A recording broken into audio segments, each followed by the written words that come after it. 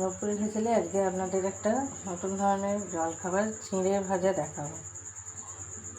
শুকনো খোলাতে চিঁড়ে ভাজা জলখাবার হিসেবে বেশ ভালোই লাগে।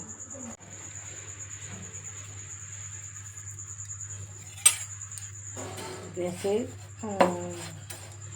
প্যানটি গরম করতে দিয়েছি এবং এতে চিঁড়ে দিয়ে শুকনো নেড়ে হালকা আঁচে লাল লাল করে ভাজবো। তো হালকা লালচে রং ধরেছে, তাই মোটামুটি চিনিটা ভাজা হয়ে গেছে। এর মধ্যে একটু পরিমাণ মতো লবণ, পরিমাণ মতো একটু ঝাল ঝাল হওয়ার জন্য, অনেকে একটু ঝাল ঝাল পছন্দ করেন, তাই একটু সামান্য লঙ্কার গুঁড়ো একটু ছড়িয়ে দিলাম।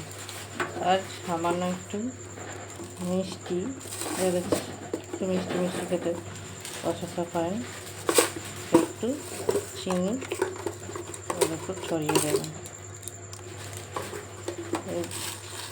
নুন, ঝাল, মিষ্টি সব রকম মিলে একটা ভালো টেস্ট আসবে। গরম গরম চিঁড়ে ভাজা, উপরে বাদাম ছড়িয়ে, আবার চানাচুর উপরে ঝুড়ি ভাজা, পাপড়ি ইত্যাদি উপরে মিশিয়েও খেতে পারেন। বেশ সন্ধ্যেবেলায় চায়ের সাথে গরম গরম চিঁড়ে ভাজা খুবই উপকারী। আপনারা করে দেখবেন, ভালো লাগলে আমাকে জানাবেন।